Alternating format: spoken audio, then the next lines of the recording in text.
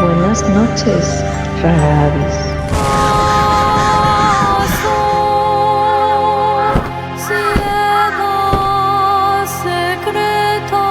Repito, si estás aquí, es porque también eres uno de los nuestros.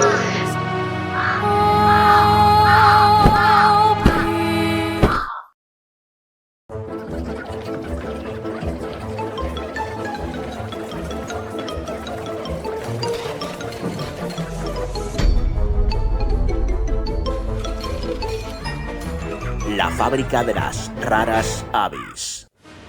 Muy buenas, queridos tenebristas y queridos aventureros, porque aquí ha surgido una unión, Una simbiosis. una simbiosis. Bienvenidos a la fábrica de las raras avis. Aquí tengo a mi compañera Gara la Cava. Buenas noches. Buenas noches. Bien hallados. Estamos un poco nerviosos porque es la primera vez que hacemos algo de este estilo. Así, bueno, yo he hecho mis cosillas. Pero Yo no. Pero bueno, poco a poco vamos cogiendo soltura. Este es un programa que va a seguir con los temas que habitualmente, pues los que nos han visto, tanto público de Gara, público de Charlie Producciones, están acostumbrados. Bueno, esto va a ser una miscelánea porque al final realmente no sabemos de qué va el programa. El programa es que Charlie y yo vamos a hablar de temas que nos gustan y ya está. Y ya está. Y ya está. Pero los temas que nos gustan están clasificados ahí en la contracultura, el misterio, Las conspiranoias, las conspiraciones, la psicología, metafísica. metafísica. Eso es tu campo, no el mío. Bueno, son cuestiones que nos invitan al final a curiosear y a ahondar también en un ámbito también antropológico, en el sentido de que nos conozcamos más a nosotros mismos y que también, pues, sabiendo un poco de historias y de curiosidades, pues, además de entretener, evidentemente, pues también podamos aprender, que tengamos un contenido lúdico, ¿no? Por así decirlo. Bueno, lúdico entre comillas, porque vamos a tocar temas un poco así como controvertidos. Didáctico también quería decir. De hecho, hoy empiezo yo fuerte, no sé si te van a quitar el canal, pero bueno, en fin. Bueno, sí, nuestra intención es esa, de que tanto Charlie como yo nos gustan ciertos temas en común y bueno, como él tiene su proyecto y yo tengo el mío, pues venga, ya que tocamos temas similares en algunas ocasiones, pues decidimos de por qué no hacer algo juntos. Y bueno, aparte es mensual, tampoco le vamos a dar mucho la lata. Sí, no. Nos van a ver una vez al mes nada más.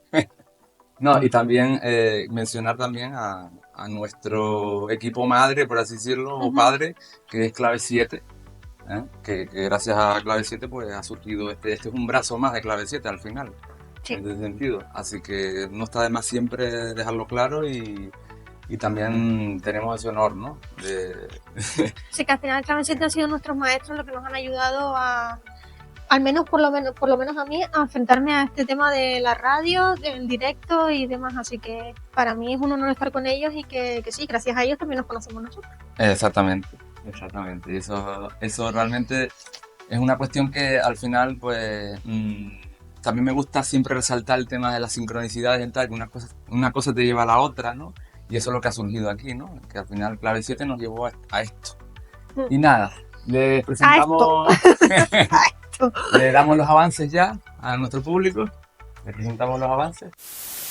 Hoy, en la fábrica de las raras avis, Charlie Peña nos hablará de ciencia y espiritualidad.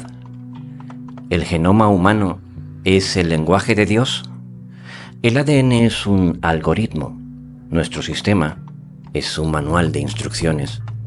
¿Podemos ser capaces de predecir el futuro gracias al ADN?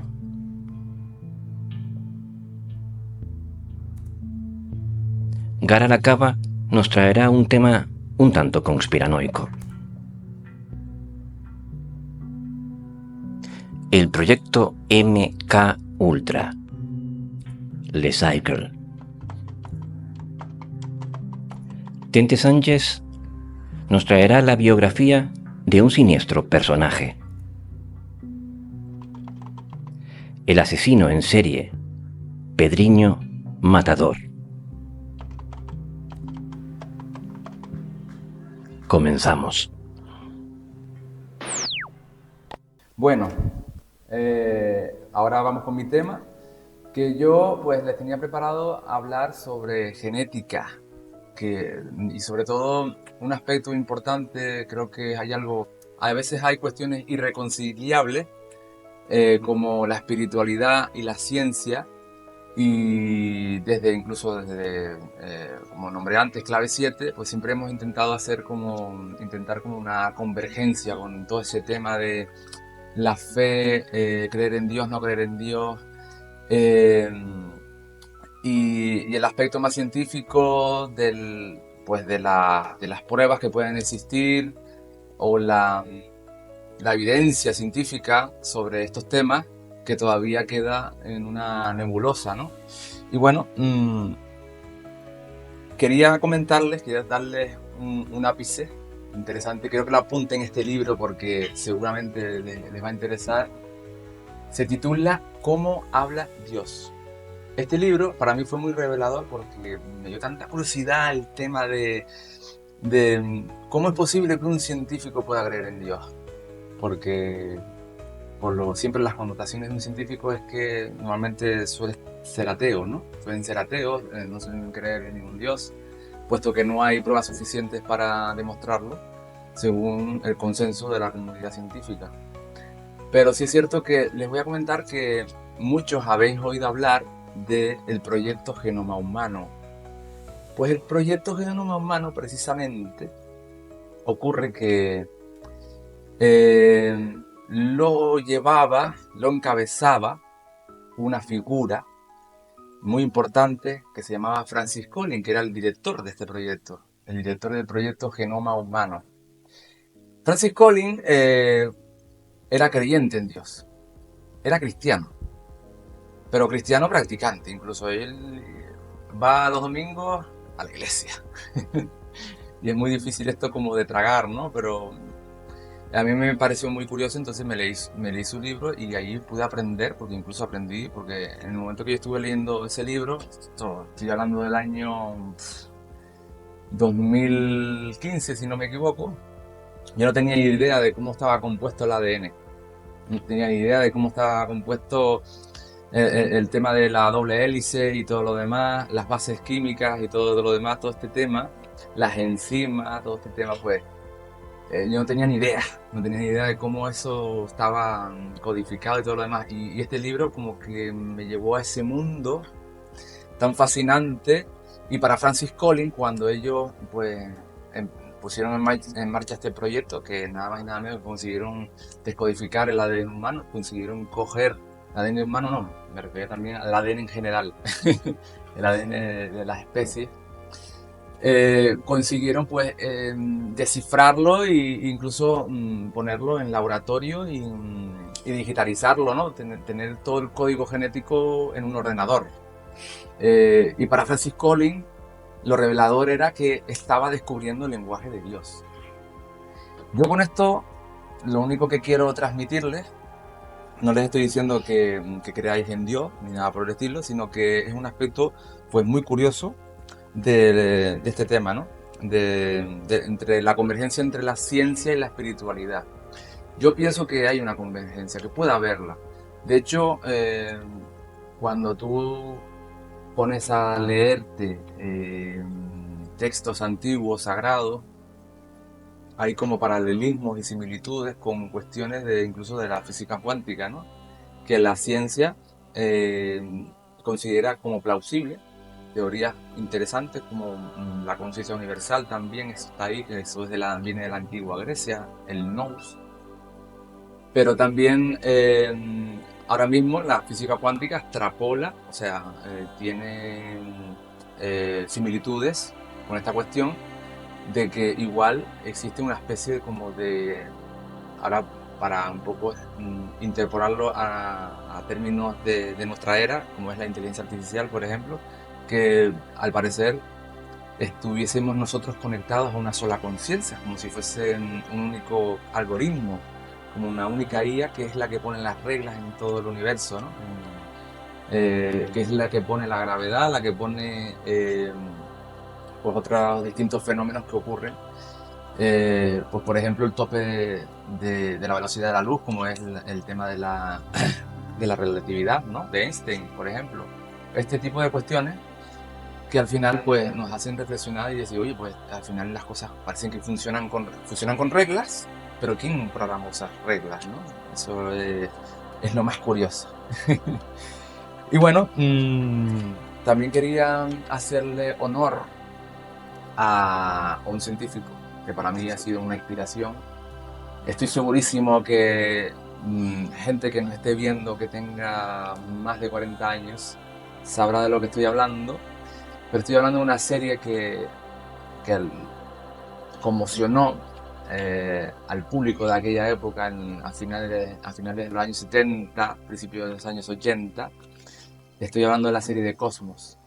Y la serie de Cosmos fue protagonizada por un científico, un divulgador científico, que se llamaba Carl Sagan.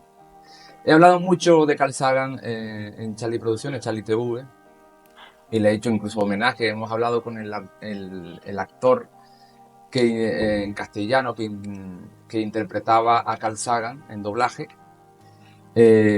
por aquella época, José María del Río. Y le hicimos un gran homenaje que si quieren verlo realmente, pues lo pueden ver en Charlie Producciones. Simplemente buscan José María del Río, Charlie Producciones y les aparecerá. Pero bueno, en fin, que con todo ello, realmente es que yo estoy fascinado de verdad. Y se me traba hasta la lengua.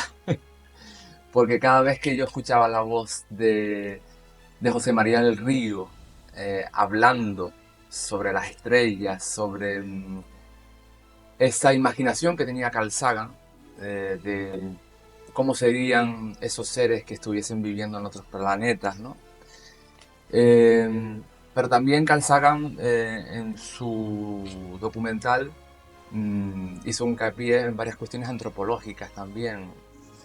Por ejemplo, también habló de curiosidades varias, como por ejemplo unos cangrejitos que existían en Japón que tenían la cara de samuráis.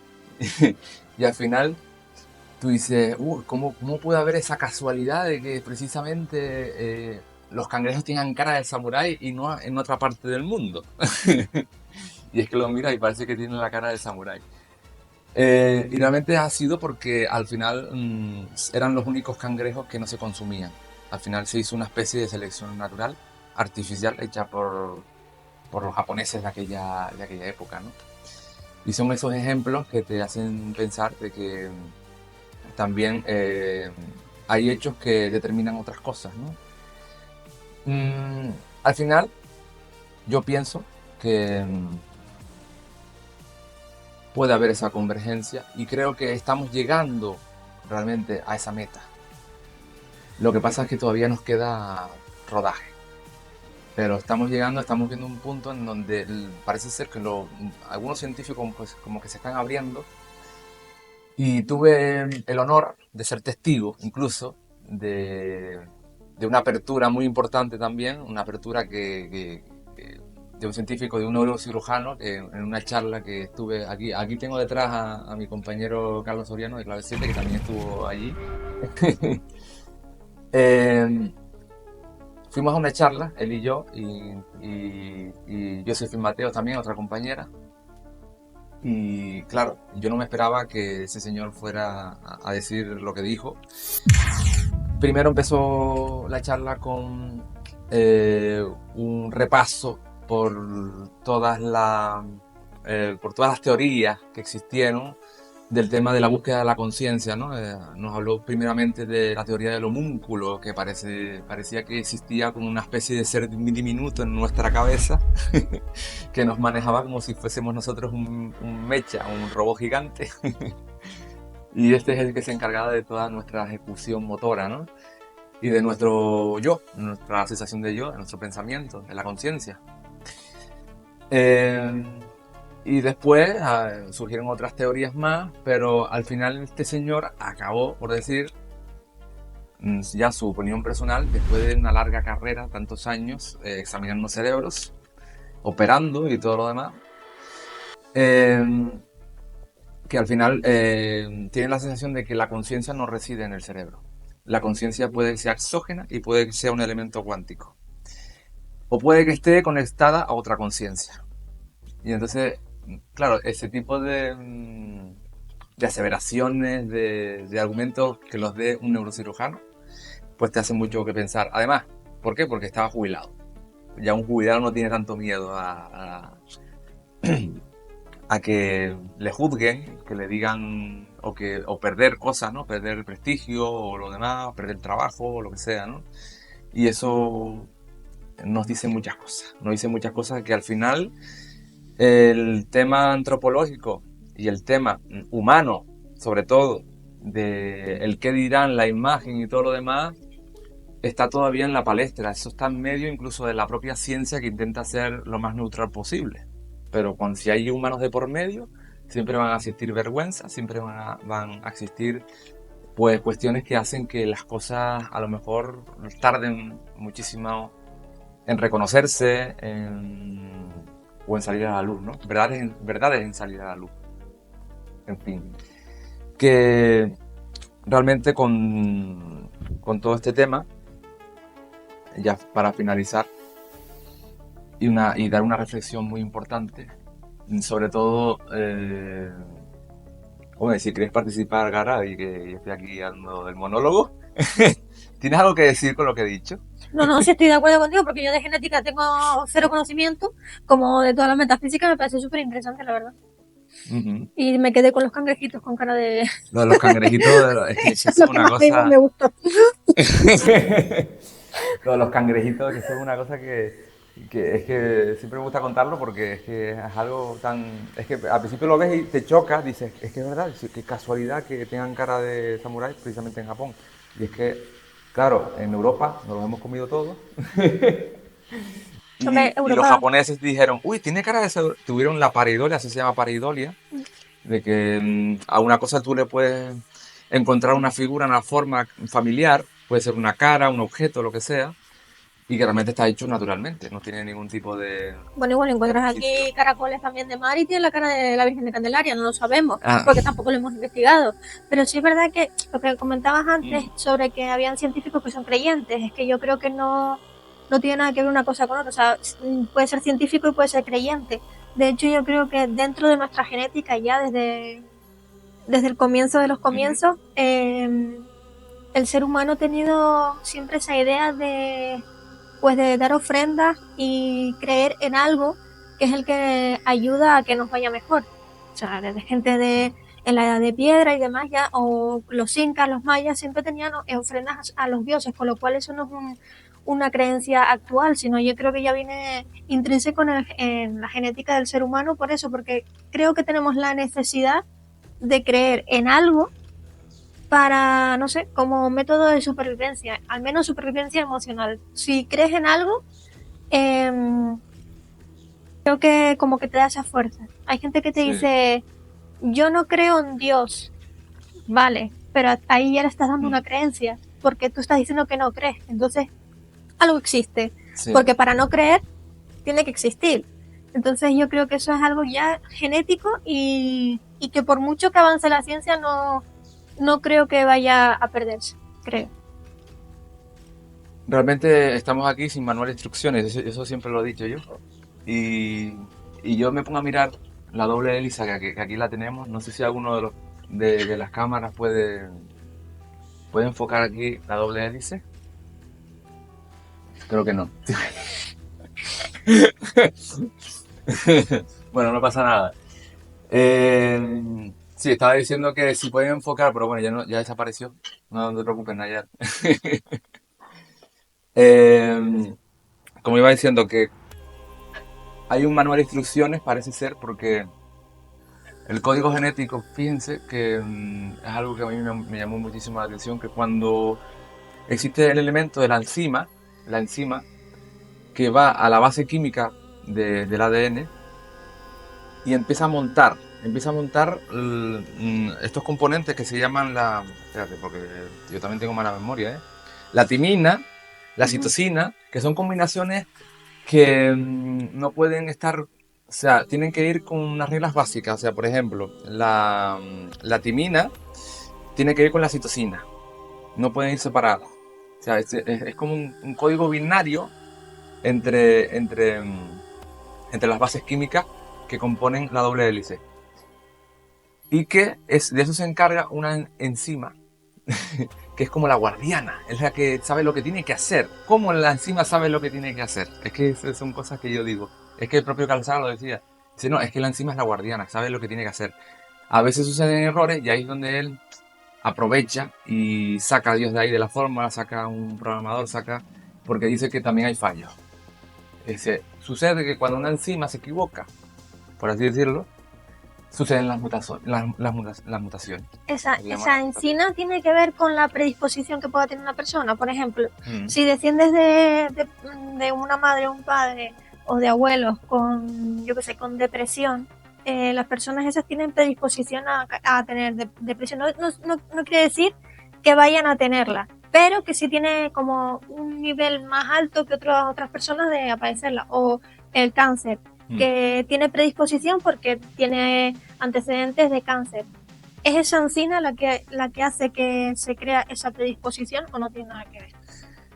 Aquí me estoy arriesgando porque no soy científico, pero sí puede que tenga algo de relación, por lo menos en el sentido de que... Porque si es la guardiana y es la que sabe lo que va a hacer, es que ella tiene memoria de decir, este rasgo de ADN viene de atrás, con lo cual tiene que venir aquí, digo yo. Exacto, sí, por ahí pueden ir los tiros, sobre todo porque tú estás hablando de epigenética, que hace 10 años era como una especie de, parecía que era pseudociencia, de que los científicos estaban muy segurísimos de que las conductas no se heredaban, los traumas, nada de eso se heredaba, y ahora es todo lo contrario, ahora todo eso se hereda y se llama epigenética, que es una nueva ciencia que no tiene tanto tiempo, pero ahí está, porque ya se han hecho muchos estudios, con ratones, en donde se les creaba un trauma, un grupo de ratones, y su descendencia, ya es que directamente, por ejemplo, creo que era que les daban un calambrazo, aparte de ellos, si se acercaban a una comida. Y entonces ya los pequeños directamente ni se acercaban a la descendencia. Es como una experiencia ya vivida por sus padres, ya no la repetían. Aunque si tú lo ves desde ese punto de vista exógeno, te das cuenta de que parece como un instinto de supervivencia, en plan, ya mi padre lo tuvo que vivir, no hace falta que lo viva yo. Algo así, ¿no? Parece ser. Pero como el humano es como más complejo, yo creo que al final pues nos juega una mala pasada también, ¿no? Porque si son malas experiencias de nuestros ancestros, de nuestros padres, claro, parece como que nuestro deber es como intentar resolver eso, ¿verdad? Y como que está la teoría de que si tú resuelves ese problema, tu descendencia no lo va a tener. Y para mí eso es un pedazo de responsabilidad extrageneracional brutal. Claro, porque si te lo explicas de esa manera, primero tienes que cargar con los problemas que han tenido tus antecedentes y encima tienes que tener la responsabilidad de acabar con todo ello para que las futuras personas que vengan no tengan esos problemas. También eso se trata de la eugenesia, en el que tú puedes trabajar según qué características de una persona o qué cualidades, que un ejemplo es la historia de Hildegard, en la que la madre de Hildegard obligaba a la niña a estudiar todos los días, a saber no sé cuántos idiomas, a tocar instrumentos, en el que tú puedes, no sé si llamarlo manipulación genética, en la que la persona trabaje todas sus capacidades para que en el futuro su descendencia pueda tener esas capacidades. Y también para crear como una mejora de la especie, que suena bastante mal, suena bastante nazi, pero sí es verdad que se ha demostrado que sí, de que cuanto más trabajas en un ser humano, en sus capacidades, la descendencia va a ser mucho mejor. Exactamente, también hay otro estudio científico que dice que cada generación posterior es un 30% más inteligente que la anterior. Eso no quiere decir mucho, ¿no? Aunque claro, depende también muchísimo los factores de alrededor, los de lo que tenemos alrededor, o sea, la sociedad que tenemos ahora mismo, pues, y nuestras costumbres, pues finalmente hacen que a lo mejor esas capacidades pues no se puedan como potenciar, ¿no? Por así decirlo, porque pues tenemos muchas comodidades, pues tenemos muchas cuestiones que a lo mejor nos atontan, por así decirlo. Ya estamos hablando de, bueno, anteriormente en los años 90 se hablaba de la televisión, la caja tonta, ahora estamos hablando de smartphones y aplicaciones de smartphone como TikTok o lo que sea, ¿no? Pero bueno, que también depende mucho del individuo y la educación que tengas. Hay muchos factores, eso de... no me sale la palabra, de alrededor, por así decirlo, ¿no? En fin, pues nada, yo simplemente quería acabar mi parte con, con esto, que espero que les haya gustado este repaso que hemos hecho de cositas varias, hablando de Carl Sagan, hablando de proyectos de genoma humano, de figuras así que un poco, o de atisbos que un poco al final nos llevan a esta convergencia espiritual y científica. Así que ahora le vamos a dejar con la sección de Gara. ¿De qué nos vas a hablar? ¿De qué no voy a...? No.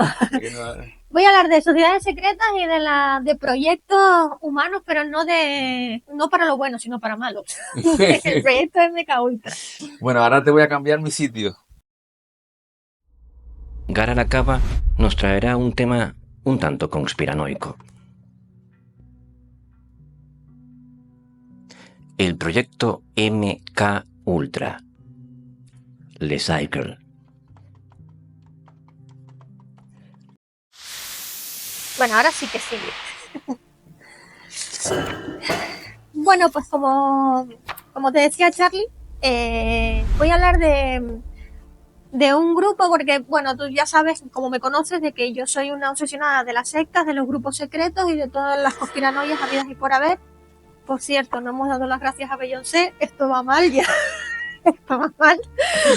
Así que, bueno, pues quería hablarte de un grupo que ya me dirás tú si consideras que es una sociedad secreta o no, pero que sí lo tienen metido, lo tienen como ejemplo de sociedad secreta, y es el grupo Le Cercle. Ajá. O Le Cercle, no sé, es que no sé francés. Bueno, es un grupo, es un foro político que se formó en la época de la posguerra, ¿no? De la posguerra después de la Guerra Fría. Se suponía que era un grupo para establecer un bien común de diferentes ideologías y de realmente que no hubieran pues políticas totalitarias. De hecho, también se fue trabajando después de la Segunda Guerra Mundial. Ahí ya fue cuando ya se forjó realmente por todo lo que había pasado, el Holocausto y demás, ¿no? El lanzamiento del nazismo y demás. Y bueno, realmente era como, no sé si conoces el Club Bilderberg, al cual... Hombre. Sí, Bueno, pues siempre también al Club Bilderberg, perdón, también se le otorga como un grupo que también domina el mundo. Y en cierta parte es verdad, pero claro, porque ellos son miembros que son elegidos entre ellos, nadie sabe cómo pertenecer no saben cómo elegir a ese grupo, son gente de la élite, casas reales, políticos, y realmente las reuniones del Club Bilderberg, que son anuales, ahí se reúnen y se da mucha información de lo que está pasando a nivel económico, social y político a nivel del mundo. Pues Le Cercle era exactamente igual. Su idea era acabar ya con la guerra nueva por todo lo que se había pasado, por todo lo que había pasado en la Segunda Guerra Mundial, pero su idea común sobre todo era acabar con el comunismo, o sea, no permitir ninguna política totalitaria, pero sobre todo que fuera el comunismo. ¿Qué pasa? Que este grupo de personas también era un grupo muy cerrado. Era un grupo, tenían reuniones secretas, era un grupo a los que accedían determinadas personas, y eso es lo que hacía que la gente sospechara, y después en un periodo de de posguerra existía mucha incertidumbre y mucha incredulidad acerca de los políticos y había mucha desconfianza. Además, muchos de los miembros pues pertenecían a la industria armamentística, con lo cual eso no transmitía mucha confianza. Y además, ellos como que apoyaban ciertas tendencias, como en África el tema del apartheid. Entonces eso también chirriaba un poco para un grupo que supuestamente quería solo pues crear una sociedad de concordia, ¿no? En un primer momento era eso, establecer un ideal político fuera de totalitarismo, pero luego fue surgiendo otras nuevas ideas en su agenda, que fue la Unión Europea, ¿no? La Unión, sí. Y también la reconstrucción de Alemania. Que en este caso, dos de las personas más importantes que estuvieron en el foro era, a ver, porque lo tengo que leer porque Sí, los nombres son Konrad Adenauer y el otro ya sí me sale que es Franz Josef Strauss, que eso sí los conozco más, que fueron, vamos, las dos personas claves para que esto se llevara a cabo y para la integración de Europa. ¿Por qué se considera sociedad secreta? Pues por lo que te digo, nadie sabe quiénes son sus miembros, nadie sabe dónde se reúnen, nadie sabe cómo se reúnen, ni qué temas se tratan. También es verdad que se supone que a partir de los años 70 ya dejaron de formarse, pero, o sea, de existir reuniones, pero sí es verdad que todavía existe un foro político en el que todavía se reúnen pues grandes potencias, ¿no? O sea, miembros de... No conocía el término de... No lo conocía, el de Cycle.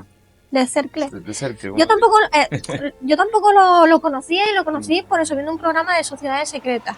Realmente a mí no me parece tal una sociedad secreta, o sea, lo comparan con los masones o los Illuminati, pero para mí no tiene ninguna, no sé, no le encuentro ninguna similitud. Simplemente con el Club Bilderberg también sí le encuentro más similitud, pero tampoco considero que el Club Bilderberg sea una sociedad secreta.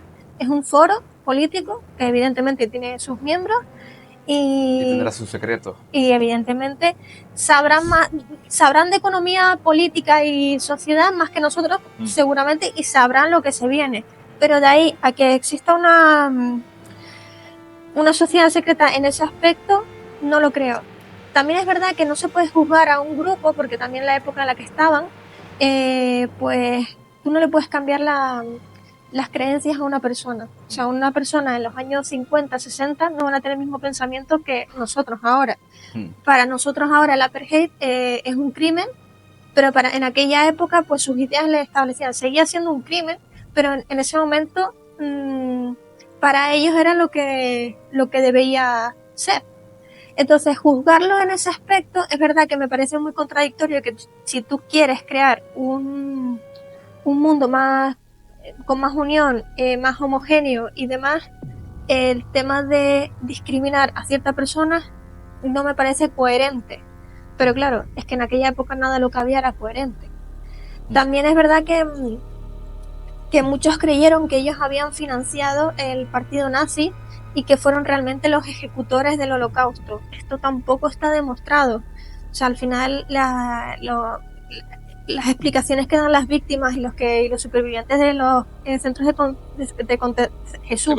concentración, gracias, al final cuentan sus historias y realmente no se habla de grupos políticos ni nada, simplemente se habla de la gente que estuvo ahí, de la SS, de la policía alemana y del ejército alemán, y ya está. Entonces, bueno, ¿considerar al Cercle una sociedad secreta? No lo sé. ¿Que existió? Existió. Pero ¿que existe? Posiblemente también. O igual... ¿Y otro nombre? Puede ser, sí. El Club Bilderberg puede ser una herencia de este grupo. Una evolución. ¿Y tú crees que esta gente tendrán como sus cuestiones planificadas de cara al futuro y que realmente nosotros no seamos conscientes, los ciudadanos, de todo lo que se hable ahí, ¿no? En esas reuniones, ¿no? Hombre, a ver, yo sí considero que, pues, que hay gente que sabe lo que se... A nivel económico y político sí creo que se sabe lo que se viene. Lo que no veo normal es que haya gente con conspiranoias en el que, yo qué sé, el incendio de California está provocado por el mismo gobierno. El tema del virus, del coronavirus, también porque, a ver, te pones a pensar y puedes sacar conclusiones. Es decir, oye, pues sí, están diciendo que hay cambio climático, hay mucha gente, sobramos y da la casualidad que hay un virus. Pero llegar hasta este punto no lo sé. No creo que no exista tanta maldad en el ser humano como para crear conspiraciones para acabar con el resto de humanos. Pero que a nivel político, social, sí meten un poco de cizaña para crear según qué consecuencias, porque al fin y al cabo sí es verdad que nosotros somos marionetas y al final no nos damos cuenta. Nosotros tenemos muchas cosas con las que entretenernos y siempre que hay algún conflicto político, algún conflicto bélico, además siempre existen otras historias con menos calibre pero que nos mantienen más entretenidos mientras los otros hacen cosas más grandes. Entonces en ese aspecto sí, creo que sí nos tienen manipulados en ese aspecto, de nos dan cosas para tenernos entretenidos mientras ellos hacen otro. Exacto. En ese aspecto sí lo veo. Ahora, a nivel pues manejar el clima o manejar según qué cosas, no sé hasta qué punto. Hombre, manejar el clima tenemos constatación de que se ha manejado el clima realmente. O sea, Se ha manejado el clima, por ejemplo, en China se hizo, si es verdad que hubo un experimento porque había una sequía muy grande y necesitaba que cayera agua. Salió mal porque al final lo que cayó fue una nevada de 3 pares de narices, pero claro, se manipula, pero ¿para qué? Para hacer un bien, no se supone que es para un mal. sí, sí, sí. Entonces, es que no sé a qué lleva que haya una destrucción masiva a nivel personal, o sea, de personas, Sí, o a nivel tampoco lo veo estructural. claro porque se les acaban los esclavos también. En ese sentido, ¿no? Hombre, no, porque se supone que somos demasiados, ¿no? Dice que, Sí. que somos ahora, que a nivel, pues el tema de alimentos y de recursos y tal, llegará un momento que con todos los que somos no va a dar, o no va a dar abasto. Tampoco entiendo ese miedo constante a lo que nos tienen sometido, porque creo que llevamos desde el 2020, bueno, quizá de antes también, pero desde el 2020, más todavía, creo que nos están metiendo mucho miedo y vivimos con miedo. Porque creo que desde que salió el coronavirus ha salido no sé cuántos virus más Sí, sí, sí. y que nos tienen y ahora ha salido otro más. A la mínima también hay confinamiento, a la mínima hay, entonces no sé hasta qué punto, no sé qué se quiere con ese miedo, si realmente es algo inducido o no. Pues para mí tiene toda la pinta de que puede ser inducido, pues, porque al final es que todo el jaleo que se armó con el COVID y que ahora estemos con el COVID conviviendo y ya no pase nada, porque nos daba la sensación incluso, me acuerdo yo del discurso de Pedro Sánchez que decía, igual nunca más volveremos a la normalidad, como que nunca más. Yo creo que no. Yo creo que no somos desde el 2020 ahora no somos los mismos. Sí, no somos los mismos en conciencia, en el trauma que a lo mejor causó a mucha población, pero sí estamos en una normalidad. O sea, yo puedo salir a la calle sin mascarilla, sin aquellas restricciones, aquellas normas y todo lo demás, me refiero yo. Pero al final parecía, dio la sensación de que era un experimento. Es que todo el mundo tiene esa sensación. Y al final se tapan trapos sucios de Pfizer y todo lo demás, ¿no? Que también lo hemos oído en los medios de comunicación, que no les queda más remedio que decirlo. Que Pfizer pues ha hecho sus prácticas que no son éticas, pero desde antes. Estamos hablando de medicamentos para embarazadas, si no recuerdo mal, años anteriores de haber hecho una pedazo de estafa y que ya había sido denunciada y todo lo demás. Y que al final pues llegó el tema de la pandemia y todo el mundo se olvidó de esa estafa que había hecho esa empresa y le cedimos toda la confianza, por así decirlo, al gobierno sobre todo, ¿no? Entonces, pues, y aquí se ve que también se cometieron negligencias, también, a día de hoy. A ver, no estábamos preparados, bueno, tampoco vamos a hablar de la pandemia porque no, Sí, no pero- está, pero es verdad que nadie está preparado por una pandemia. No. Espero que a partir de ahora ya sí, Pero sí es verdad de que yo sí conozco sanitarios que decían, mira, Gara, nosotros metíamos medicamentos a los enfermos a punta pala porque lo primero era salvar la vida. Ahora, las consecuencias que puedan tener después por toda la metralla que le han metido no lo sé. Y posiblemente muchos están viviendo las consecuencias y las secuelas de toda esa medicación que recibieron. Pero de ahí a que haya un grupo ahí organizado que esté manejando todo ese tema, no lo sé. Todo está, por así decirlo, De todas maneras, hablando de este grupo en concreto, de que lo que querían era acabar con después de la Segunda Guerra Mundial, se llegó a un acuerdo de que no hubiera más guerras porque mira cómo terminó Alemania y cómo terminó toda Europa. Y realmente, actualmente, no sé si igual es muy exagerado lo que voy a decir, pero ya vivimos en una tercera guerra mundial. Ataques cibernéticos tenemos todos los días. Sí.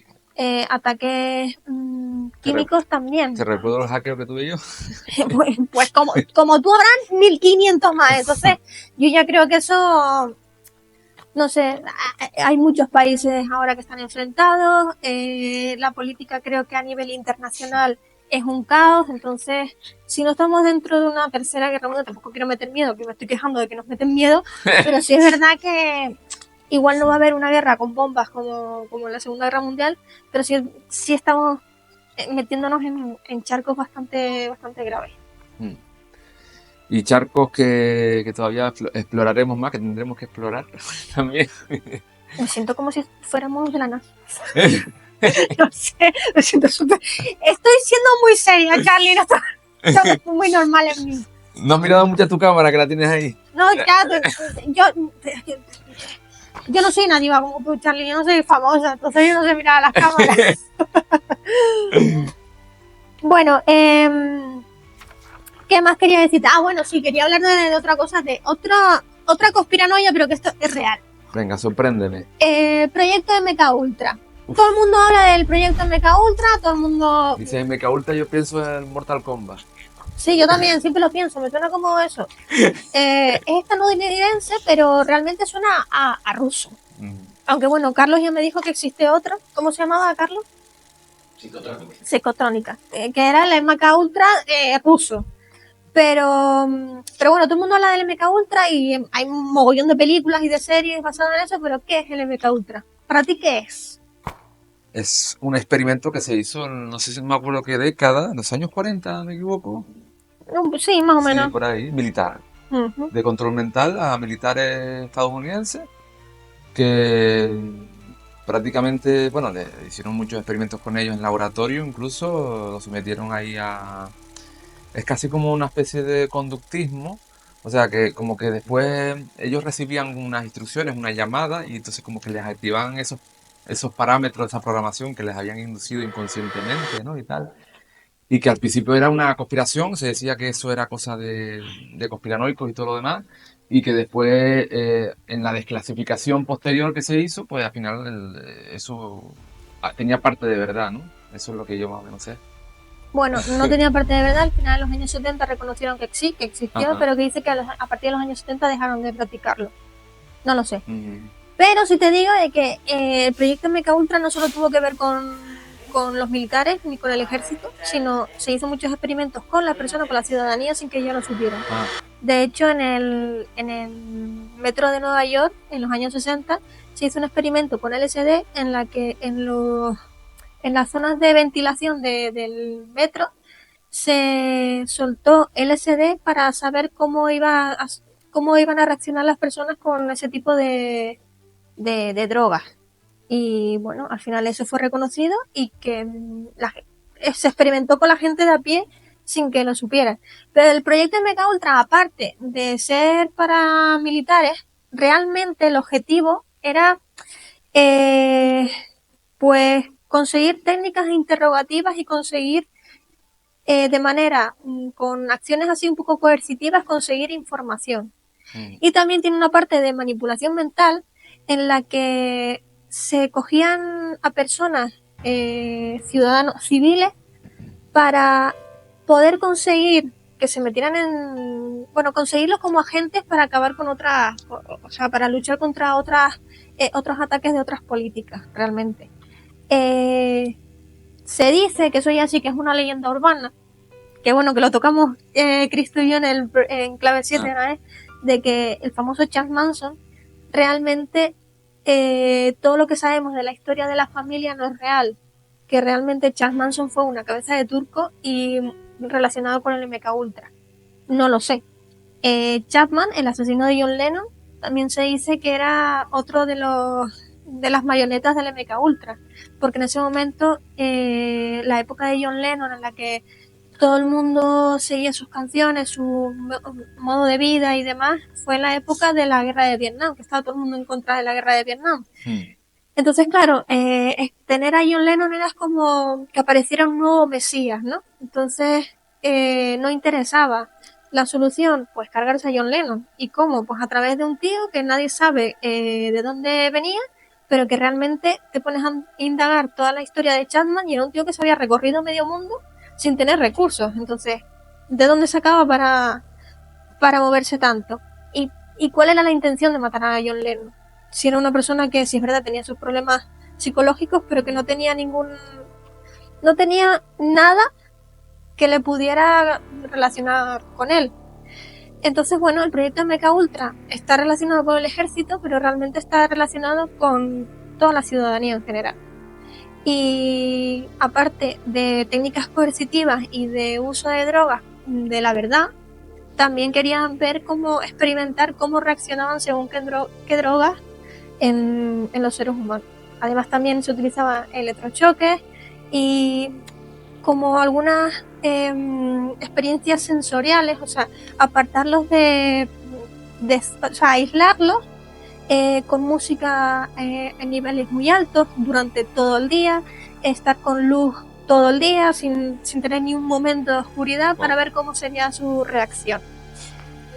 Te quería poner, ya que entonces aconsejaste un libro, quería recomendar una película que se llama The Reporter, que da la casualidad de que está protagonizada por Adam Driver, señor platónico. Pero no es por eso porque la quiero recomendar, sino porque es un caso real, el personaje de Adam Driver es real y cuenta que, bueno, él es funcionario del Estado, trabaja en la Secretaría de la Casa Blanca y ahí lo que cuenta es que durante la época después del 11M, en el momento en el que pues hubo ese miedo al Islam, a todo lo relacionado con los musulmanes, pues y la investigación de quienes pertenecían al grupo terrorista y demás, se hicieron como detenciones no muy legales de muchos musulmanes que realmente no tenían nada que ver, que fueron sometidos a esas torturas y a esas técnicas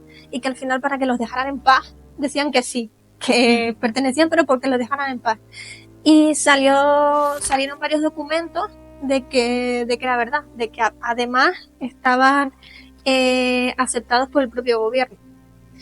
Y bueno, para quien le interese, pues está en Amazon Prime y no tiene que ver con el MK Ultra en sí, porque se supone que el MK Ultra ya dejó de practicarse en los años 70, pero sí tiene cierta relación en eso, en las técnicas coercitivas, en el buscar la manera de tener culpables, ¿no? Porque al final cuando tú estás haciéndole daño a una persona, con tal de que lo dejes, te va a decir que sí. Entonces es una manera de decir, estamos haciendo las cosas bien y estamos acabando con los culpables y realmente no. Realmente, la verdad que es muy peleagudo lo que has comentado, sobre todo el tema que me dejó pensando muchísimo la cantidad de atrocidades que se hicieron con el tema del MK Ultra. Te ha dicho también de otro... Bueno, hoy en día se dice, porque yo he visto por ahí como que famosos que tienen conductas extrañas porque todavía siguen con el proyecto de MK Ultra en realidad, ¿no? Y todo lo demás. Como por ejemplo Katy Perry, que se le iba un ojo así. Bueno, pero de Katy Perry son lo de las operaciones, que no tiene más para tirarse. Pero bueno, aquí en España también hemos tenido algún que otro... Manuel Carballal me comentaba de que, bueno, que se han hecho varios experimentos con personas sin hogar, que claro, nadie las reclamaría. En la época de Franco. Incluso más tarde. No, después de Franco se han cometido también muchas cosas que no muy éticas ni muy morales, que no les interesa que se haga la luz, pero después de Franco creo que también hemos seguido con otras dictaduras de otra manera. Pero sí es verdad que Manuel Carballal me habló de que sí se hizo un experimento que cogían personas sin hogar, personas que nadie iba a reclamar, para hacer según qué experimentos. Con lo cual, bueno, al final todos tenemos, y que bueno, que las víctimas o las personas que fueron tratadas con MK Ultra, pues al final han tenido consecuencias bastante heavy de paranoia, enfermedades mentales, e incluso han llegado a morir. Normal. Es que eso de tenerte muchos días seguidos con luz, por ejemplo, sin dormir y todo lo demás. Pues, Es que de por sí ya las personas, los que estuvieron en la guerra de Vietnam, en la guerra de Afganistán, ya vienen ya con muchos traumas, ¿no? Porque han vivido una guerra y han visto morir a mucha gente. Pero si encima le añades de que muchos de ellos en aquella época, sobre todo los de la guerra de Vietnam, que son los que lo vivieron, están con todo tipo de drogas en su cuerpo, con LSD y con todas estas historias, pues imagínate cómo habrán acabado esas personas. Es verdad que la mayoría terminaron muy mal, con enfermedades mentales, muchos terminaron en centros psiquiátricos después de aquella guerra. Que ya digo, cualquier guerra te puede volver loco por lo que vives, pero en esa época más, porque encima estaban experimentando con ella. sí. Es que me parece tan atroz. Y bueno, hoy en día al final es que tampoco hemos cambiado mucho, porque al final seguimos teniendo pues holocaustos, seguimos teniendo genocidios, seguimos teniendo muertes, enfermedades, todo. Entonces, ¿evolución de la conciencia? Cero. ¿Evolución tecnológica? Sí, pero evolución de la conciencia cero. Al final sí, tenemos una parte de la humanidad que consideramos el mundo desarrollado, donde sí, ya no ahorcan a nadie en una plaza y todo lo demás, pero realmente Bueno, a unos sitios se lo siguen haciendo. esa esencia, claro, eso es lo que quería decir, que esa esencia está ahí, o sea, esa esencia humana oscura, por así decirlo, ¿no? Que todavía tenemos muchísimo que aprender, pero yo pienso que, hablando en optimismo, que hay también cosas muy buenas del ser humano que están saliendo, la verdad, y afortunadamente. Pero creo que al final es en polaridad. Yo siempre he hablado de las polaridades, como que cuando hay un cambio inminente y fuerte, una energía que es muy fuerte, lo contrario, la polaridad, irrumpe de la misma manera, con la misma fuerza. Entonces, estamos en ese escenario de excesiva polaridad. ¿Pero por qué? Porque parece que estamos en un ambiente de eso, de cambio. Estamos en la antesala de eso. Pero tiene que salir la polaridad también. Pero al final pasará que alguien, por así decirlo, o algún bando, por poner un bando, porque yo, por ejemplo, no me considero estar en ningún bando, pero ese cambio sí aflorará, tarde o temprano. Realmente yo creo que existe una polaridad porque interesa. O sea, divide y vencerás. O sea, tú no puedes tener a la gente unida porque saben que pueden ir en contra de ti. Exacto. En cambio, si tienes a la sociedad dividida, pues es más difícil que vayan en contra de nada, pero... Esta polaridad también es premeditada.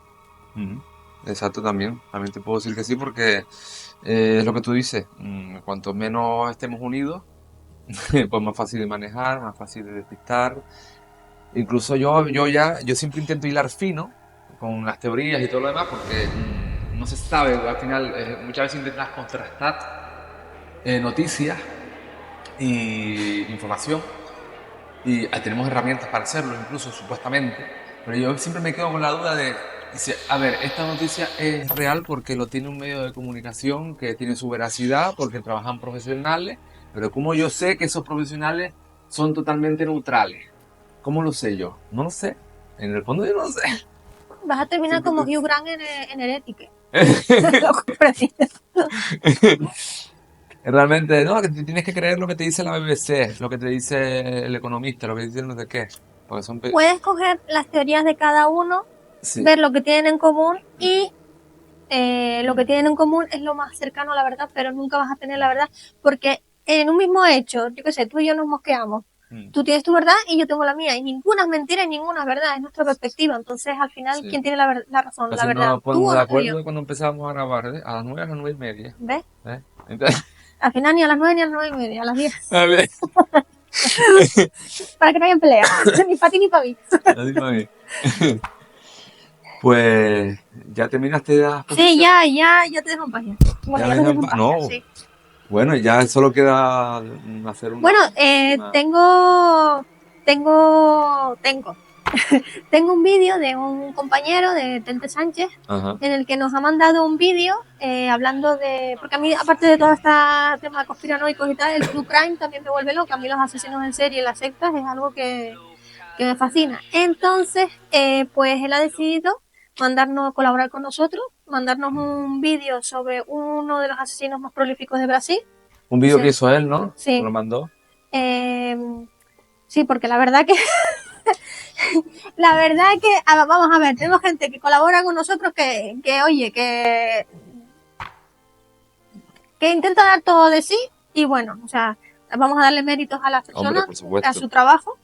Y bueno, pues eso, que nos mandó un vídeo sobre uno de los asesinos, bueno, por no decir el asesino más prolífico de Brasil, Pedrinho o Matador, como lo llamaban. Y bueno, que para quien le interese saber más de este tema o de otro, bueno, de todas maneras, él colaborará a lo largo de nuestro programa. Genial. Pero si alguien quiere leer más o saber más información de estos casos, porque claro, nuestro programa tampoco va a durar eternamente, No. pues que entre en su podcast Crónicas de un Sereno, porque la verdad que es muy interesante porque eso, habla de asesinos en serie, pero no los típicos que conoce todo el mundo, sino él se documenta muy bien, está ahí investigando, ahí es una rata de biblioteca, y investiga sobre casos muy poco conocidos, pero que son bastante heavy. Así que los invito a que vean el vídeo que nos ha mandado y además entrar en su podcast. Pero nosotros nos despedimos ya porque... Nosotros ya bastante hemos dado el coñazo ya por y porque esta gente se querrá ir también porque Sí. tiene familia. Están aquí dejándose dormir. Sí. Ellos estaban aquí desde las 10 de la tarde, los pobres, desde antes. Sí, hemos montado todo este tinglado, pero bueno, ha salido como ya ha salido. Nos daremos cuenta de los fallos que hayamos cometido para darles un mejor programa, evidentemente. Pueden dejar sus comentarios en el canal de Charlie. Eso sí, tampoco queremos tanto hate. Críticas constructivas, por favor. Bueno, los haters al final pues son personas que tienen problemas propios y los están proyectando fuera. Así que... Muy bien, eso haciendo no amigos, Charlie, así me gusta. Pues nada, mis queridos aventureros y queridas tenebristas. Tenebristas. Y ahora ya, queridos y queridas raras avis. Y rarasavis. Oye, espérate un momento, para la gente que no sepa, ¿qué significa rarasavis? Pues lo que somos tú y yo. gente peculiar. Una rara avis es alguien fuera de lo común. Una especie en peligro de extinción. Una especie extraña. Así que si con esta cosita logramos juntar a más rarasavis, ya no seremos rarasavis. Pues entonces no tiene puto sentido el programa. Pero, no, a ver. Sí, venga, no vamos a hacer un grupo elitista, pero sí, bueno, vamos a ver. De todas maneras, estos temas tampoco es que le vaya a gustar a mucha gente, también te lo digo. Solo a zumbados como nosotros. Ah, pero bueno, si gustamos un par de zumbados y creamos una secta, ya tenemos el negocio hecho ya. Muy bien. Vamos a crear una secta en la que adoramos gatitos. Está bien. Pues nada, ya nos despedimos y desearles que pasen una buena noche, día o lo que sea cuando vean este programa. Y esperamos en el futuro pues administrarles un contenido de este tipo que les pueda entretener y lo más importante, aprender, ¿no? Que si quieren aportar alguna idea de algún tema que les interese que nosotros También. podamos hablar, pues también agradecemos porque a veces las ideas se nos acaban también. Exactamente. Pues nada, ya si están listas la realizadora para dar los créditos finales, no. En el siguiente programa. El mes que viene. Tente Sánchez nos traerá la biografía de un siniestro personaje. El asesino en serie, Pedrinho Matador. Buenas noches, amigos oyentes, y bienvenidos a Oscura Fábula, un espacio donde la oscuridad de la noche se ilumina con los relatos más oscuros y fascinantes. Imagínate una ciudad envuelta en un manto de niebla, donde las sombras cobran vida y los secretos se esconden en cada rincón. Un sereno, linterna en mano, y, acompañado de su gato, recorre las calles solitarias. Ambos son testigos silenciosos de los misterios que se ocultan tras las fachadas. Desde este rincón, te invito a adentrarte en las crónicas negras de nuestra historia. Descubriremos juntos casos misteriosos, crímenes pasionales y misterios que aún hoy siguen intrigando a investigadores y curiosos. Espero que os guste y lo disfrutéis. En el día de hoy, para estrenarnos, hablaremos de uno de los asesinos en serie más prolíficos de todos los tiempos. Y no es otro que el brasileño Pedrinho o Matador. Hoy vamos a conocer una historia un tanto atípica de uno de los mayores asesinos en serie con muertes confirmadas, lo cual le convierte en uno de nuestros simpáticos amiguetes más prolíficos en el arte de matar, ya que se le contabilizan 71 asesinatos comprobados al 100% y a un total supuesto, es decir, confesados, de algo más de 100. ¿A qué se debe esta certeza? Os preguntéis casi seguro. Pues tiene una respuesta muy sencilla, a la vez que un poquito increíble. Esta certeza es posible porque la mayoría de los asesinatos los comete dentro de la propia cárcel, como vamos a ir viendo a lo largo de, bueno, sin entrar en muchos detalles, pero lo iremos viendo a lo largo de este episodio. Así es que, sí, así es, amiguetes. Pero su historia es muy peculiar, desde cómo empieza a matar, o cómo actúa en la cárcel, o cómo se convierte incluso en un youtuber especializado en asesinatos con decenas de miles de seguidores, hasta que él mismo es acribillado a balazos. Y este amiguete no es otro que el brasileño Pedro Rodríguez Filho, conocido como Pedrinho o Matador, al cual se le contabilizan 71 asesinatos comprobados y más de 100 confesados, pero no pudieron ser demostrados todos. Su caso no es una excepción en sí bajo el punto de vista de vengador o justiciero, ya que han habido varios casos en la historia criminal de serial killers que se dedican a cazar a los malos, sin ellos considerarse malos. Una paradoja, pero que no cabe en su cabeza. Lo que sí es un caso casi único en este sentido, bajo el punto de vista, es su mayor coto de caza, que es la propia cárcel. Ahí dentro sí que no hay escapatoria. Él lo sabía. Solo tenía que tener paciencia, esperar el momento adecuado, y además se dedica a matar, una vez dentro de la cárcel, maltratadores, narcos, violadores y pedófilos confesos, o a quienes él consideraba que lo eran por lo que ellos mismos habían dicho dentro de los muros de la prisión. Así que los funcionarios tampoco tenían excesiva prisa en investigar las muertes que ocurrían dentro de sus muros, y menos con este tipo de personajes. Y menos aún en Brasil, que ya me explicaréis en fin, cómo está el tema allí en plan de justicia, de prisiones y tal, sin ánimo de que nadie se ofenda, ¿vale? Pero es un hecho.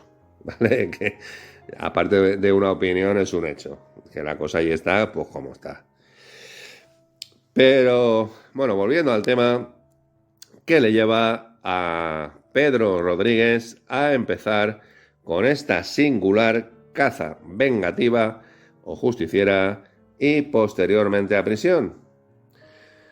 Conozcamos su historia un poquito mejor e intentemos aprender algo de su supuesta lógica justificada forma de aplicar justicia. Y esto lo digo entre comillas, lo de lógica y justificada dentro de su cabeza, entre comillas, obviamente.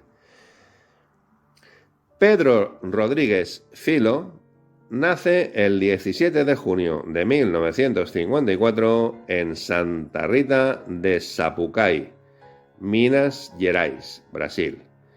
Y no le toca llegar al mundo dentro de del seno de una familia feliz. De hecho, lo pudo comprobar incluso antes de nacer en la tripa de su madre. Cuando su padre, un alcohólico maltratador, le pega una de sus habituales palizas a su madre y una o varias de las patadas le van al vientre de su madre, lo que al parecer le provoca una lesión en el cráneo que, según algunos especialistas, lo pudo marcar para toda la vida. Según esa teoría, el golpe o la serie de golpes afectó a las áreas cerebrales asociadas con la empatía y la relación a algunos estímulos. Eso, sumado a la violencia constante que soportó durante su infancia por parte de su padre, crearía las condiciones para que se convirtiera en un asesino en serie. Pero esto es solo una teoría que no es compartida por la gran mayoría de expertos, sino por un determinado sector de ellos. Lo único cierto es que Pedro empieza a matar apenas sale de la niñez. Una niñez absolutamente sumida en el caos más total, durante la cual Pedro no pudo ir a ninguna escuela y se dedica prácticamente desde los 7 u 8 años al robo al despiste de turistas, sobre todo en la capital, Sao Paulo, cercana a su localidad natal. Tenía 14 años cuando se desata su vena sangrienta, cuando a pesar de su mala relación con su padre, este es despedido. El borracho de su padre trabajaba como vigilante en una escuela estatal de Alfenas. Fue despedido después de que lo acusaran en falso de robar raciones de comida de los desayunos escolares a los cuales proveía el gobierno del municipio a las escuelas de diversas localidades, la de la familia de Pedriño incluida. Aunque, como os he dicho, Pedro en verdad odiaba a su padre por todo lo que les estaba haciendo pasar día a día, las palizas a su madre, los maltratos, el desprecio, el mandarlos a robar para generar ingresos para la familia, etcétera, etcétera. El despido lo afecta lo suficiente como para actuar, ya que significaba menos ingresos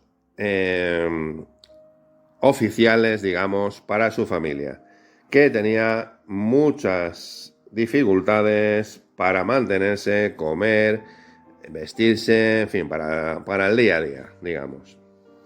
La reacción que tuvo Pedro ante la situación anteriormente comentada de su padre lo marcará ya de por vida, ya que el joven Pedro, sin mediar palabra con nadie, al enterarse de este hecho, agacha la cabeza, acude a casa de su abuelo, coge una escopeta del abuelo que guardaba en un armario, la oculta bajo sus ropas, se despide y sale a la calle. Se sitúa cerca de la puerta de la alcaldía y espera a que saliera el vicealcalde de Alfenas, el cual había firmado la carta de despido de su padre. Una vez lo ve salir, se acerca y le descerraja 2 tiros. Obviamente se queda tirado, lo mata. Este es su primer asesinato, pero tuvo suerte y ante el revuelo ocasionado ante el tiroteo puede escapar. Bueno, suerte y sangre fría, porque él tenía en su cabeza lo que tenía, le pega los 2 tiros y se pira. Y en lugar de correr a esconderse, se dirige tranquilamente y con paso firme a la casa del empleado que había acusado a su padre. Entra y se lo carga con otros 2 disparos a quemarropa. Entonces ya sí que huye. Su primer objetivo estaba cumplido, pero no se esconde demasiado. Se refugia en las afueras de Sao Paulo, donde era conocedor de las calles porque solía operar desde bien pequeño con hurtos y escaramuzas, corriendo y tal. Y ahí es difícil capturar a un criminal casi tanto como encontrar una aguja en un pajar, ya que Sao Paulo es una gran ciudad con superpoblación que se concentra en muy pocos kilómetros cuadrados, ¿vale? Entonces está llena de callejas, de callejuelas, para arriba, para abajo. Entonces es complicadito. Y bueno, y tampoco, la verdad es que las autoridades, pues tampoco lo de siempre, que Brasil es es un gran país, pero para algunas cosas es bastante tercermundista. Así pues, Pedriño elige para esconderse y decidir qué hacer después el barrio llamado Mogi das Cruzes, donde decide finalmente tomar el crimen como un trabajo habitual. Para las siguientes muertes, siguió la misma línea de supuesto vengador y sus víctimas eran personas a las que él consideraba criminales o culpables de algo, como el vicealcalde y el que acusó en falso a su padre. Principalmente eran narcos de la zona, a los que además de matar, también les robaba las drogas para venderlas por su cuenta. Un poco incongruente, pero dentro de su cabeza sonaba justo. Era un medio para conseguir un fin. Así que pensaba que estaba haciendo lo correcto. Pero bueno, que no era ningún angelito, como él pensaba. ¿Vale? Ya con 16 años, y siguiendo este ritmo de actuaciones, se hace pareja de la viuda de una de sus víctimas, un relativamente importante capo local del narcotráfico, al cual roba también el material, obviamente, y se hace rápido con el control de toda la zona, ya que no tuvo ningún reparo en matar a tiros a cualquiera que quisiera hacerle competencia. Cuando ya tiene el negocio consolidado, abandona a la viuda y se va a vivir con una chica que conoció y que era mucho más joven que la viuda. Esta muchacha se llamaba María Aparecida Olimpia y Pedriño no imaginó que al salir en público, abiertamente, en plan novietes, esta es mi chica, tal y que sí cual, la transformaba en un blanco perfecto para sus rivales en el negocio del trapicheo y demás negocios que que el muchacho iba haciendo. Algunos de sus rivales simplemente buscaban venganza por los asesinatos que Pedro había cometido para llegar al top de trapicheo y narcotráfico de la zona. Así que otro conocido narco de dicha zona da muerte a la muchacha. María Aparecida estaba embarazada. Pedro encuentra su cuerpo cuando vuelve a casa. La habían torturado y mutilado antes de matarla. Pedro monta en cólera.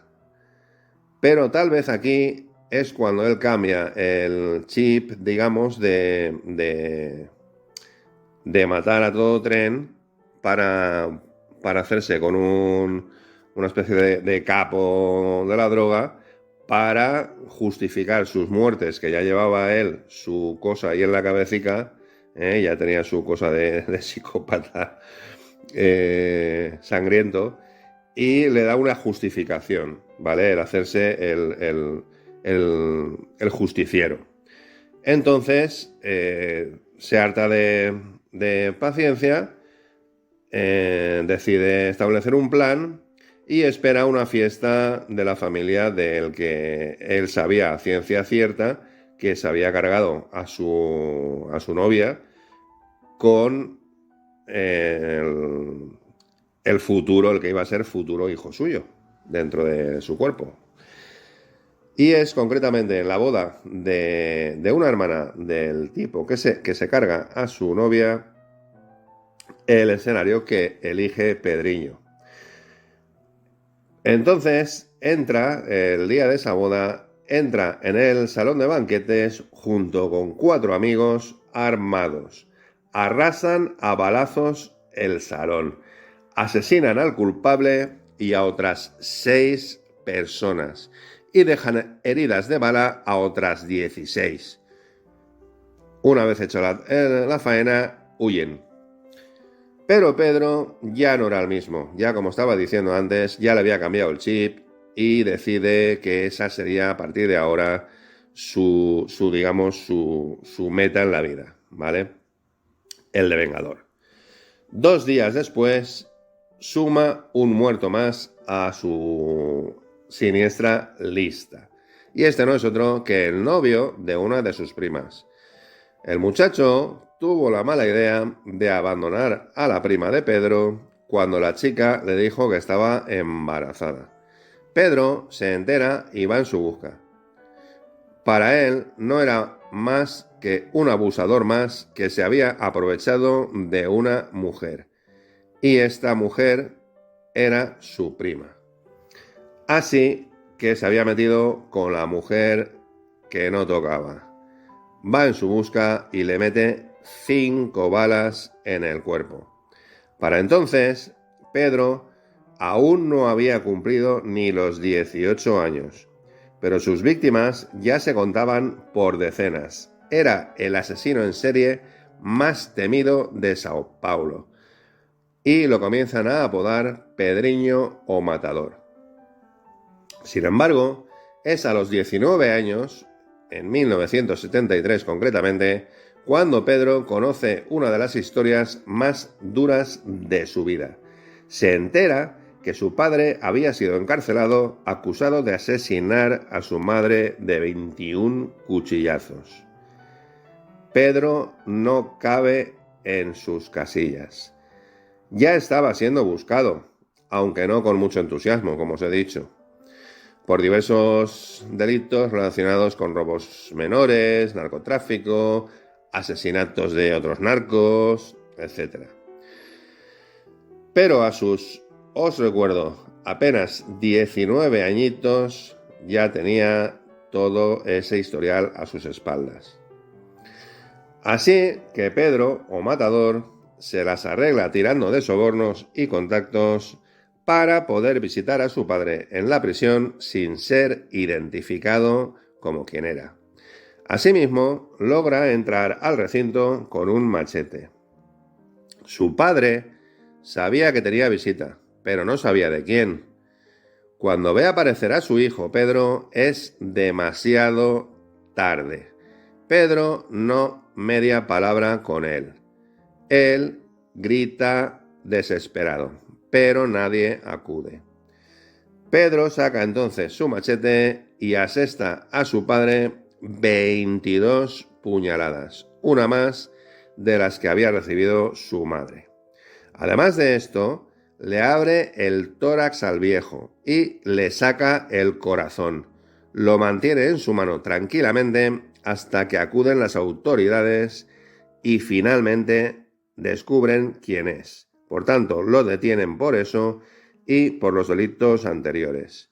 Pedro no opuso resistencia alguna. Os recuerdo que tenía 19 añitos. De camino hacia la cárcel, una vez detenido, comparte furgón con otros 4 presos. Los presos pues van hablando entre ellos, que si yo he hecho esto, que si yo aquello, que si tal y que si cual, ¿vale? Y uno pues se ve que habla un poquito más de la cuenta y Pedro se las arregla para matar a uno de ellos, ojo, dentro del propio furgón. El cual, el tipo este, dentro de las conversaciones que mantienen los presos cuando van hacia los recintos carcelarios, había dicho que iba detenido por pederasta. Así que Pedro sencillamente se lo carga y punto. Ese mismo año, en 1973, es juzgado y condenado a 128 años de prisión por todos los anteriores delitos de los que hemos hablado. Sin embargo, antes de todos los que mató en prisión, claro, le meten esos años. Sin embargo, esto no fue impedimento en absoluto para que siguiera ejerciendo su supuesta labor de justiciero dentro de la propia prisión, ya que la mayoría de asesinatos demostrados de Pedro, o matador, ocurren estando preso. Concretamente fueron 48 los presos a los que Pedro asesina dentro de la propia prisión. Eso sí, en verdad la gran mayoría fueron abusadores, violadores, pederastas y algún que otro narco. A esos 48 se suman los 23 demostrados previos a su arresto, lo que suman 71 asesinatos comprobados y confirmados. Aparte están los que se investigaron, pero no estaban claros y se sumarían en un total más del centenar de asesinatos. Pues bien, amigos, a pesar de toda esta movida, nuestro simpático amiguete Pedro consigue salir de prisión debido a que fue diagnosticado oficialmente en su momento, durante el juicio, por una enfermedad mental de psicopatía aderezada con un tipo de esquizofrenia paranoide. El caso es que según la legislación vigente en Brasil, en esos tiempos no tan lejanos, no permiten que presos con ese diagnóstico pasen en prisión más que un determinado tiempo. Así pues, se le otorga la libertad en 2003, pero no puede ser hecha efectiva hasta 2007, dados los crímenes que había hecho en prisión. Ya durante su tiempo de libertad, se dedica a trabajar inicialmente como vigilante. El 15 de septiembre, sin embargo, de 2011, es detenido nuevamente, pero esta vez por posesión ilegal de armas y una antigua denuncia y supuesta participación en antiguos motines mientras estuvo en la cárcel. Finalmente, Pedro es liberado completamente ya en 2018. Tras esto, y gracias al consejo de un amigo, le da por crear un canal en YouTube, donde publica vídeos explicando sus antecedentes delictivos, consejos a jóvenes y al público en general a no cometer actos que atenten contra la vida humana. Eso lo dice o matador, ¿sabes? En fin. El canal llega a contar con miles de suscriptores, más de 200.000. Y esto le permite convertirse en una especie de celebridad y especialista en el tema criminal en redes sociales y sobre todo en su lugar de residencia. También este hecho lo lleva a colaborar incluso con las autoridades en cuanto a trazado de perfiles según modus operandi de algunos asesinos o asesinos en serie. Finalmente, el 5 de marzo de 2023, antes de ayer como aquel que dice, Pedro fue víctima de los disparos efectuados por un grupo de sospechosos que huyeron tras perpetrar el atentado.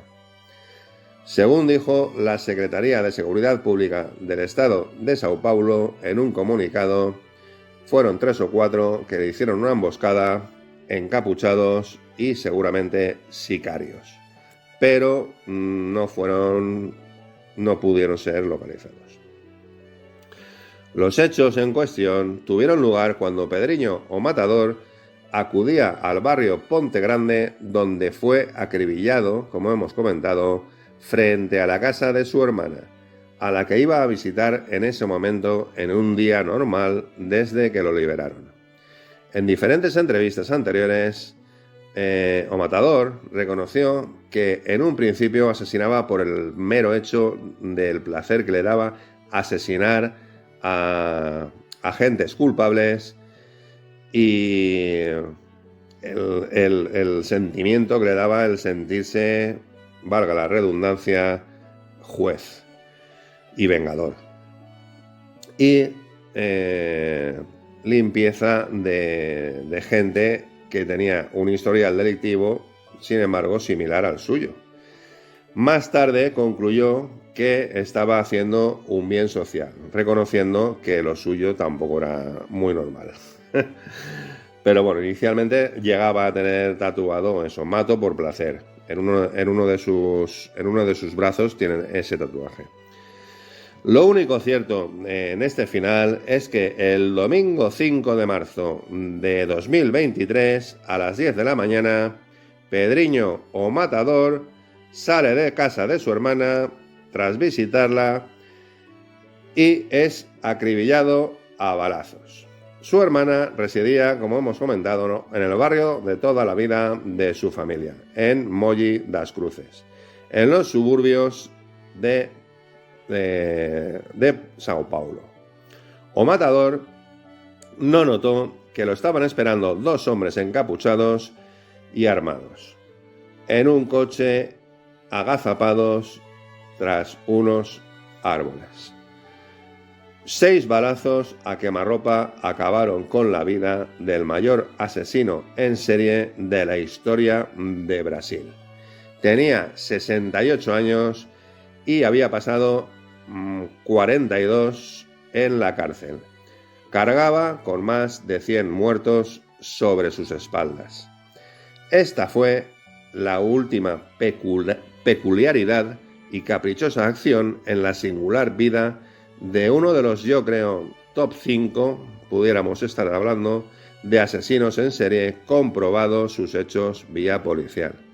Porque hay muchos que hablan, que dicen que han matado a no sé cuántos, a no sé más, y luego resulta que no pueden ser comprobados o no pueden ser, no se hallan pruebas y tal. Este tenía 71 demostrados. Más que nada porque la mayoría fueron dentro de la cárcel. En fin. Pues nada. Esto ha sido todo por hoy, amigos. Espero que os haya gustado mucho y que hayamos aprendido algo sobre este caso.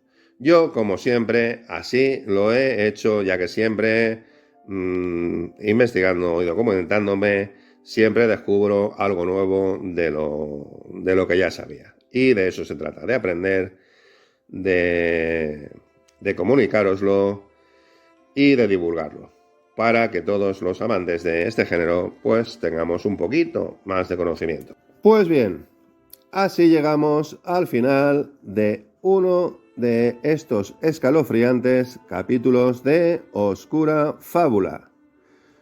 Soy Tente Sánchez y seré vuestro guía en este oscuro laberinto de historias reales y casos no demasiado conocidos, y bueno, alguna vez tocaremos a alguno más conocido. Cada semana exploraremos nuevos misterios e intentaremos desentrañar los secretos más oscuros de la historia de nuestra crónica negra.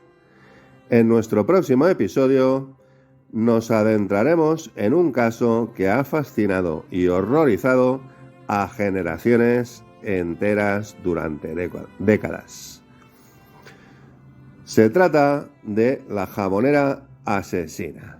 Descubriremos cómo hacía galletitas de té y estupendos jabones con una materia prima un tanto peculiar. Así pues, exploraremos los macabros detalles de los crímenes de esta simpática señora y exploraremos las razones que llevaron a esta señora a cometer actos tan atroces.